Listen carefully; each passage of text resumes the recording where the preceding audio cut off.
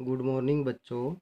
आज हम हमारी हिंदी विषय का पहला टॉपिक करने जा रहे हैं, जिसका नाम है वर्ण विचार।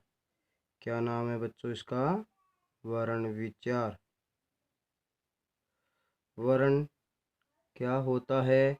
सबसे पहले हम इसकी परिभाषा देखेंगे। क्या देखेंगे? परिभाषा। वर्ण की परिभाषा। वर्ण की परिभाषा देखेंगे। भाषा की वह छोटी से छोटी इकाई। भाषा की वह छोटी से छोटी इकाई जिसके टुकड़े नहीं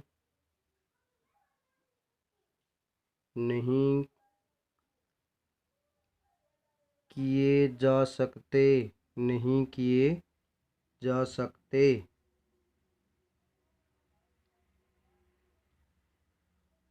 जिसके टुकड़े नहीं किए जा सकते हों, वर्ण कहलाते हैं। वर्ण कहलाते हैं। अब हम परिभाषा फिर देखेंगे। भाषा की वह छोटी से छोटी इकाई जिसके टुकड़े नहीं किए जा सकते, वर्ण कहलाते हैं। अब जैसे देखेंगे हम, जैसे ए के हम और अधिक टुकड़े नहीं कर सकते या इसको तोड़ नहीं सकते। कह को हम और अधिक के टुकड़े नहीं कर सकते। ग इसके और अधिक हम टुकड़े नहीं कर सकते। इस प्रकार ये सभी क्या कहलाते हैं? वर्ण कहलाते हैं। अब देखेंगे वर्णों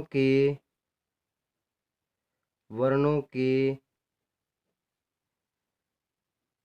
सार्थक मेल को शब्द कहते हैं।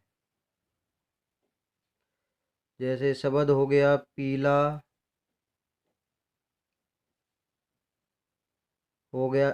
पीला हो गया, राम हो गया, रमेश हो गया। ये सभी क्या हैं? शब्द हैं। और किसके मेल से बने हैं? सारे के सारे वर्ण के मेल से बने हैं। किसके मेल से बने हैं? वर्ण के मेल से बने हैं। अब जैसे हम राम शब्द को लेते हैं। यदि इस राम शब्द के हम टुकड़े करने चाहें या अलग अलग खंडों में विभाजित करना चाहें तो कर सकते हैं। कैसे? देखो, जैसे रा जमा मैं। यदि हम आगे और इसको विभाजित या टुकड़े करने चाहें तो भी संभव है। र के नीचे हलंत जमा आ जमा मैं के नीचे भी हलंत जमा ए। अब ये सभी क्या हैं? वर्ण हैं। ये सभी क्या हैं? वर्ण हैं, जिनको और अधिक टुकड़े या टुकड़ों में विभाजित नहीं कर सकते, इसलिए ये क्या कहलाएंगे? वर्ण कहलाएंगे। क्या कहलाएंगे? वर्ण कहलाएंगे। अब देखो, हमने शब्द लिखा, उस शब्द को क्या कर दिया? अलग अलग वर्णों में विभाजित किया। विभाजित करने के बाद में हम इन सभी को भी अलग अलग रूप से हमने विभाजित किया या इनके टुकड़े किए तो संभव थे, परंतु जब ये वर्णों के अंदर विभाजित हो गया तब ये क्या बना? वर्ण बना। वर्ण हुआ तो वर्णों के अब और अधिक इनके हम टुकड़े नहीं कर सकते, तो इसलिए ये क्या कहलाए? वर्ण कहलाए।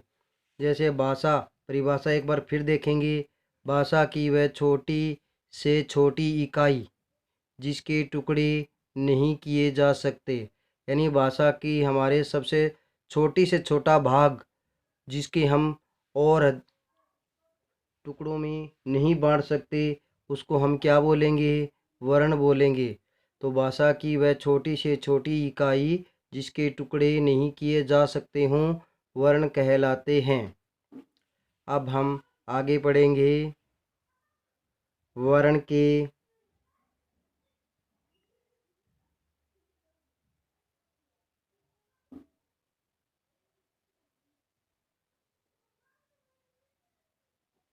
वर्ण के भेद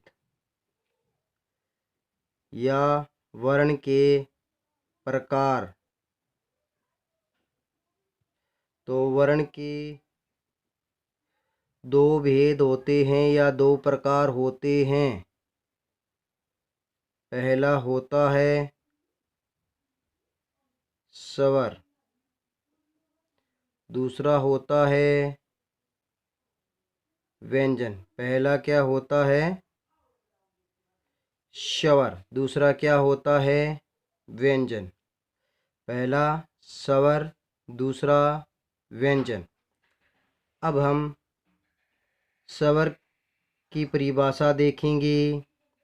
तो स्वर की परिभाषा रहेगी, जो वर्ण बिना किसी दूसरे वर्ण या स्वर की सहायता के बोले जा सकते हैं, वे स्वर कहलाते हैं। परिभाषा एक बार फिर सुनेंगे। जो वर्ण बिना किसी दूसरे वर्ण या स्वर की सहायता के बोले जा सकते हैं, वे स्वर कहलाते हैं।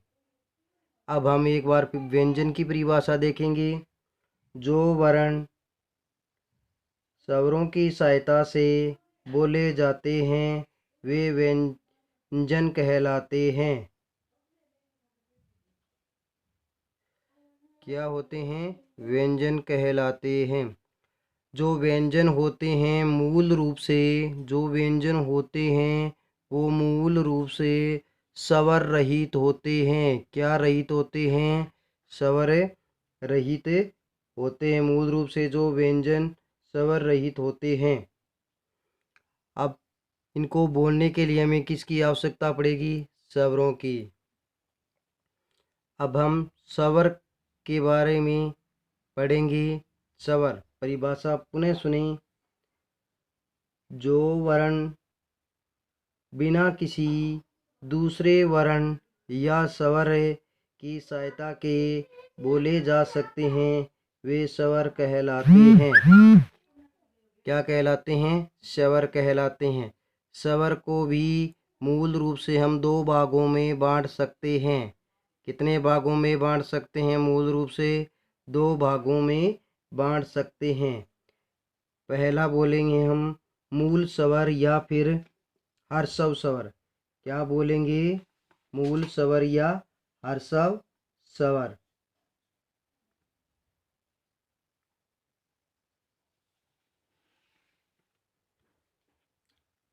हर्षव स्वर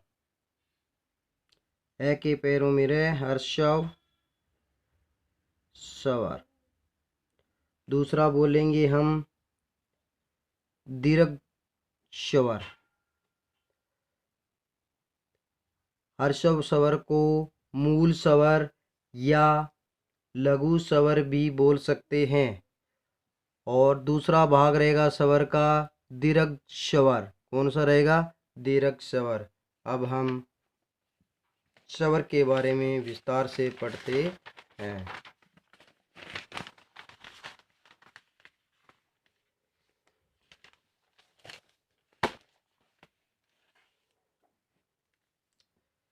स्वर के बारे में पढ़ते हैं। स्वर की परिभाषा लिखेंगे। स्वर की परिभाषा, जो वर्ण बिना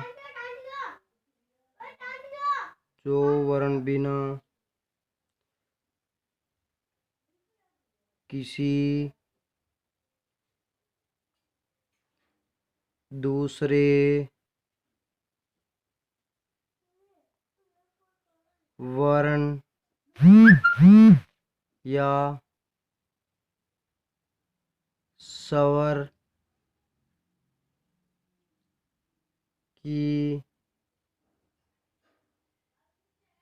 सहायता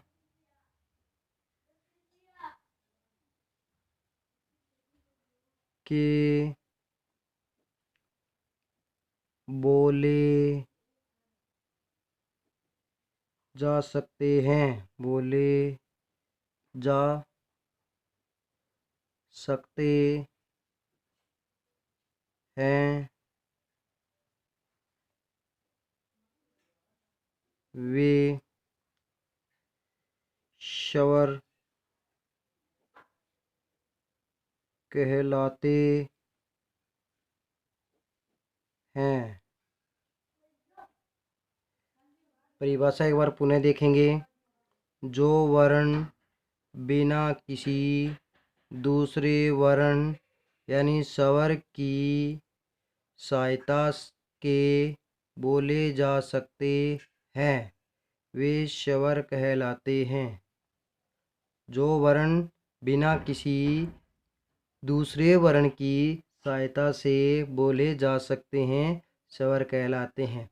यानी वे वर्ण होते हैं जिनको हमें बोलने में किसी दूसरे स्वर की आवश्यकता या दूसरे वर्ण की आवश्यकता नहीं पड़ती है। उसे हम क्या कहेंगे? स्वर कहेंगे। क्या कहेंगे? स्वर कहेंगे।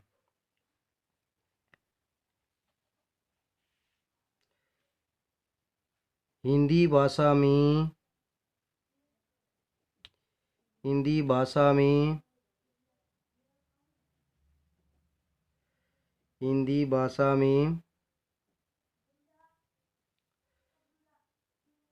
स्वरों की संख्या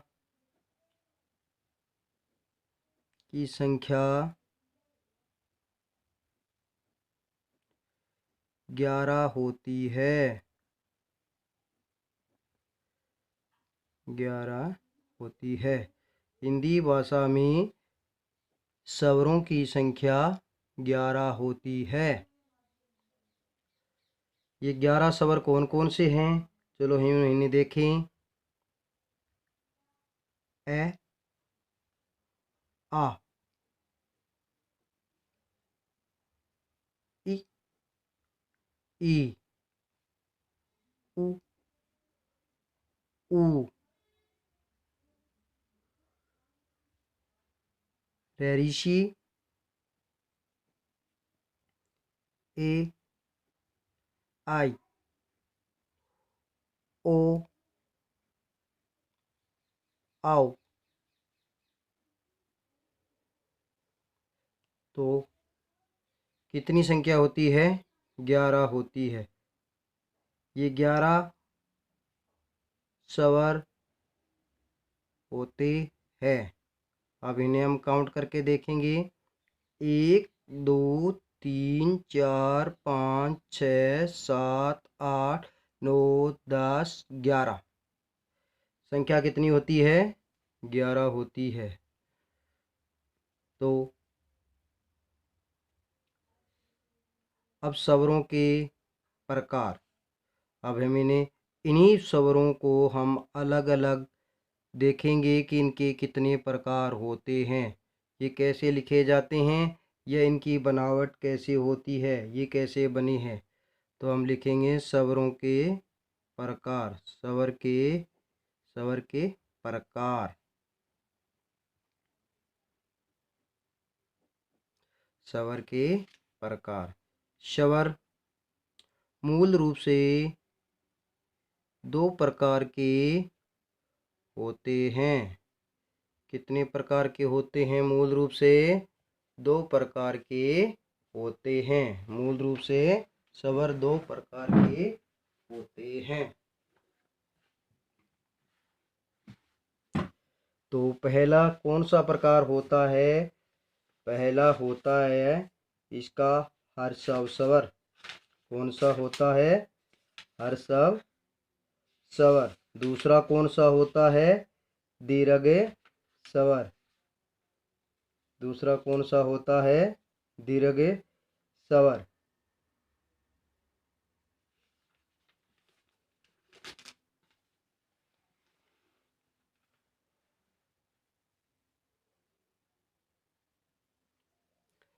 तो पहला हम नाम लिखेंगे मूल स्वर, या क्या नाम देंगे दूसरा हम इसको नाम? हर्षव स्वर। और कहने को हम इसे लघु स्वर भी कह सकते हैं, लघु स्वर। और दूसरा कौन सा होता है? दीर्घ स्वर। दीर्घ स्वर। अब ये कौन कौन से होते हैं? मूल स्वर में कौन कौन से आते हैं, या हर्षव स्वर में कौन कौन से आते हैं, और दीर्घ स्वर में कौन कौन से आते हैं? तो हम देखेंगे हर्षव स्वर। अब पहले हर्षव स्वर के अंदर आते हैं ए, छोटी ई, छोटा ऊ और ऋषि। कितने आते हैं? 4 स्वर आते हैं। कितने स्वर आते हैं? 4 स्वर आते हैं। इनकी संख्या कितनी मानी जाएगी? 4। अब बाकी हमारे पास शेष रहे 7 स्वर। कितने रहे? 7 स्वर। वो किस में आएंगे? दीर्घ स्वर में। किस में आएंगे? दीर्घ स्वर में। जैसे आ, बड़ी ई, बड़ा ऊ, ए, ई, ओ और औ। ये हैं 7। ये कितने हैं? 7। ये हैं दीर्घ स्वर। दीर्घ यानी बड़े। ये कौन से स्वर हैं? बड़े यानी दीर्घ स्वर हैं।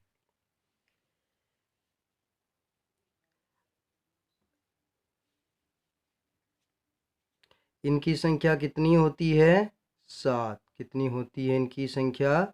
7 होती है। अब मूल स्वर या हर्षव स्वर किसे कहते हैं? किसे कहते हैं? देखो, जिन वर्णों के उच्चारण में, जिन वर्णों के उच्चारण में, उच्चारण यानी बोलने में, उच्चारण में अपेक्षाकृत कम समय लगता है।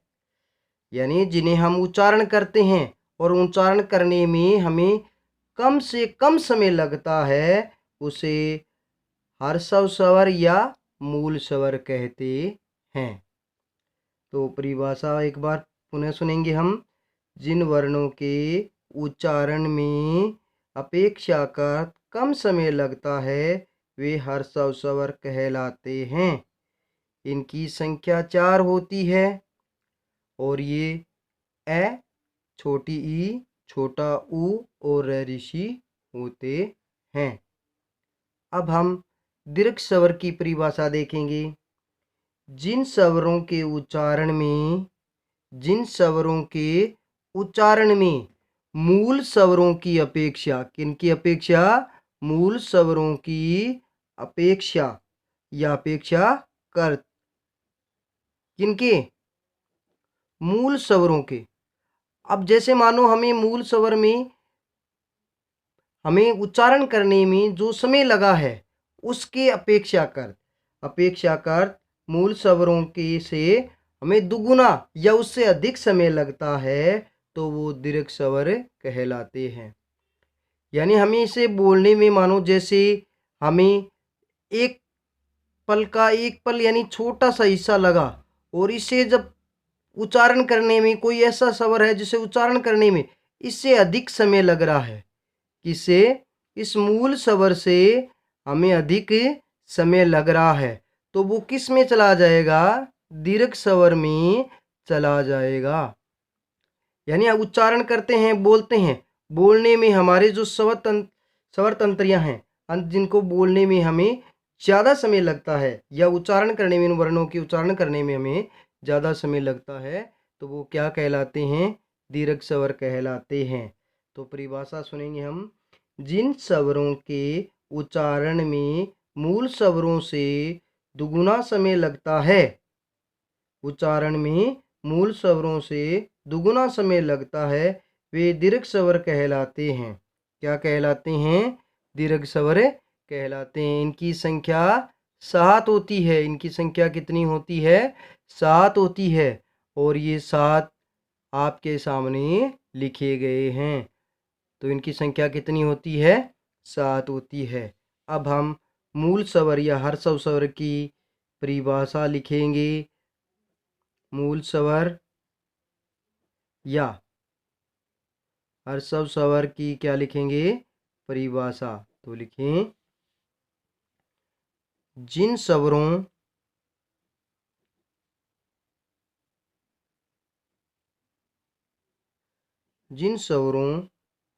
के उच्चारण में अपेक्षाकृत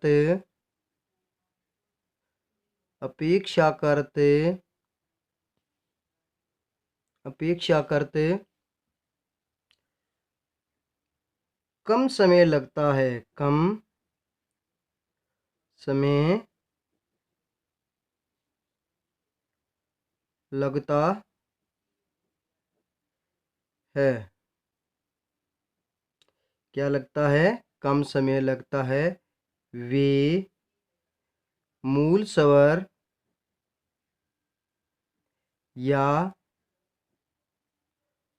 हर्षव स्वर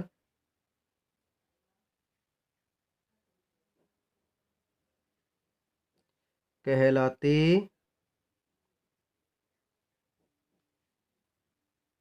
हैं। इनकी संख्या 4 होती है। इनकी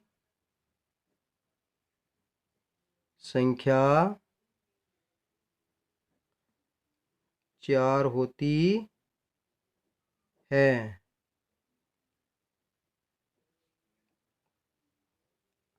कितनी होती है इनकी संख्या? 4 होती है। तो मूल स्वर की परिभाषा या हर्षव स्वर की परिभाषा में एक बार पुनः देखेंगे। जिन स्वरों के उच्चारण में अपेक्षाकृत कम समय लगता है, क्या लगता है? कम समय लगता है, वे मूल स्वर या हर्षव स्वर कहलाते हैं। इनकी संख्या 4 होती है। ये चारों आपके समक्ष लिखे गए हैं। अब हम पढ़ेंगे दीर्घ स्वर। क्या पढ़ेंगे? दीर्घ स्वर।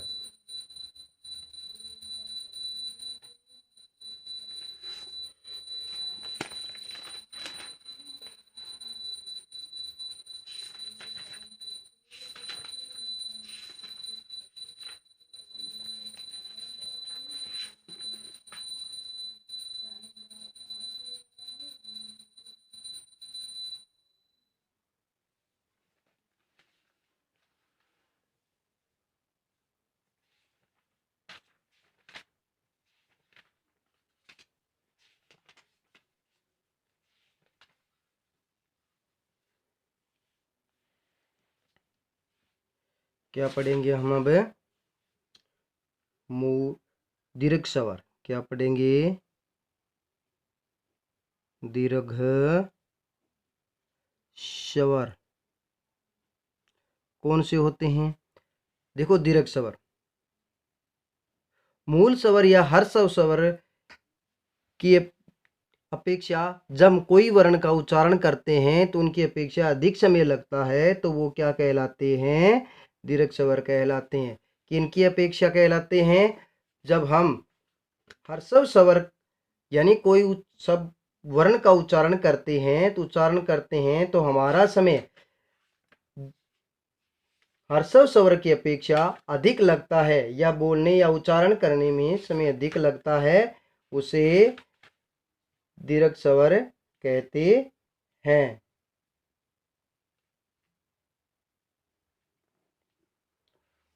अब हम दीर्घ स्वर की परिभाषा नोट करेंगे। दीर्घ स्वर की परिभाषा: जिन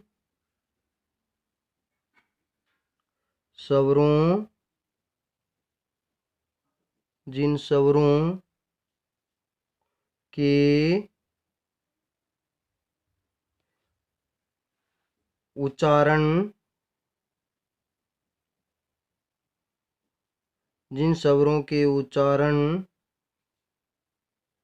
में मूल स्वरों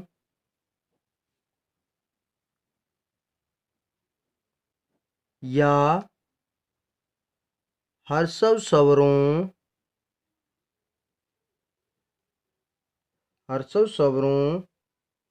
से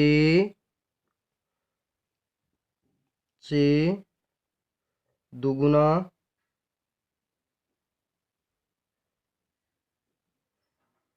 या अधिक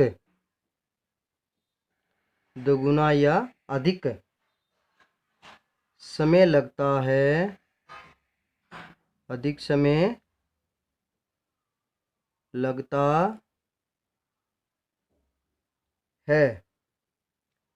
वे दीर्घ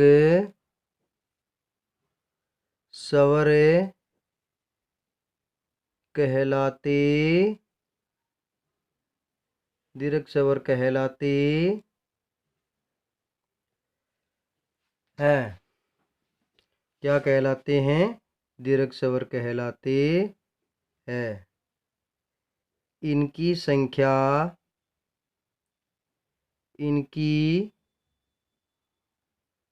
संख्या 7 होती है। इनकी संख्या 7 होती है। ये वर्ण होते हैं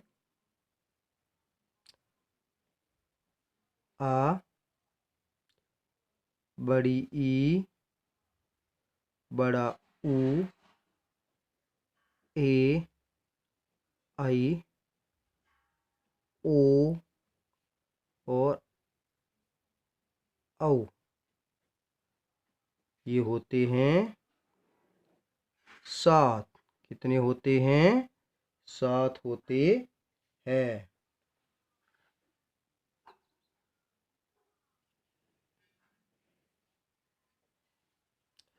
अब पहले तीनों को छोड़कर बाकी अंतिम 4 कौन कौन से? अंतिम 4 ए, आई, ओ, औ, इन चारों को हम एक अन्य नाम से भी पुकार सकते हैं। किन अन्य नाम से? इसे बोलेंगे संयुक्त स्वर। क्या बोलेंगे? संयुक्त स्वर। क्या बोलेंगे? संयुक्त स्वर। या बोल सकते हैं इसको संदेह स्वर। क्या बोल सकते हैं? संदेह स्वर। इसे संयुक्त स्वर क्यों कहेंगे? क्योंकि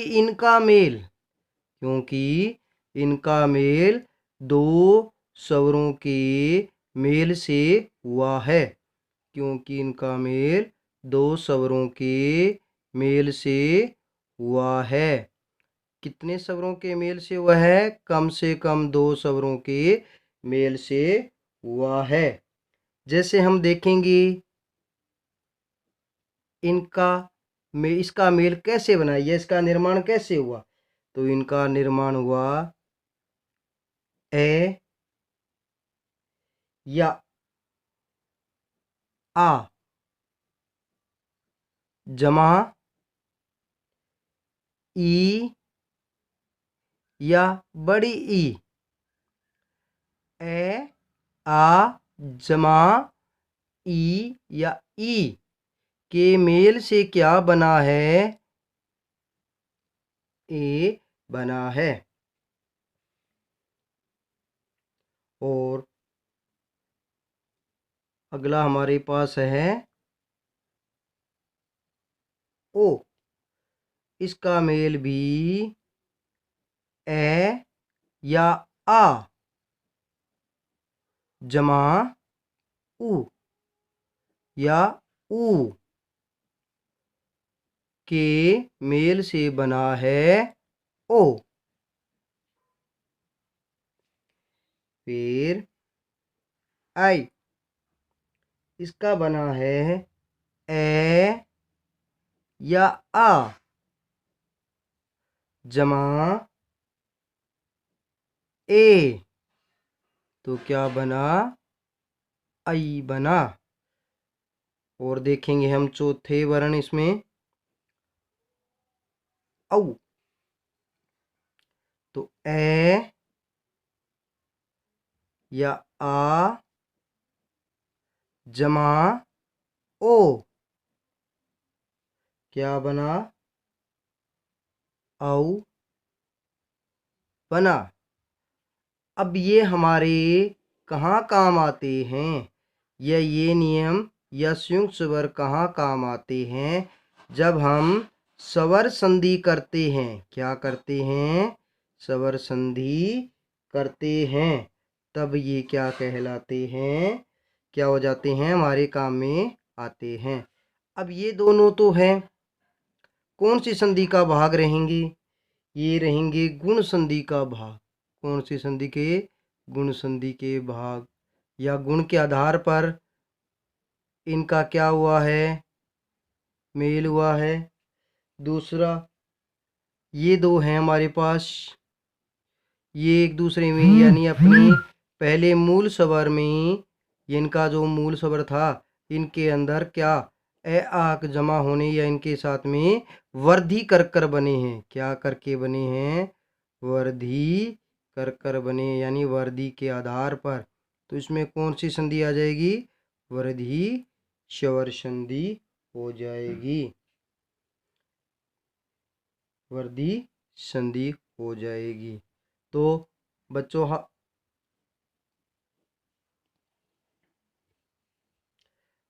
हमने आज सीखा स्वर के बारे में। किसके बारे में? स्वर के बारे में। स्वर देखेंगे हमें एक बार पुनः देखेंगे तो स्वर को हम एक बार पुनः देखेंगे। स्वर क्या है? यानी जो वर्ण बिना किसी दूसरे वर्ण यानी स्वर की सहायता के बोले जा सकते हैं, वे स्वर कहलाते हैं। हिंदी भाषा में स्वरों की संख्या कितनी होती है?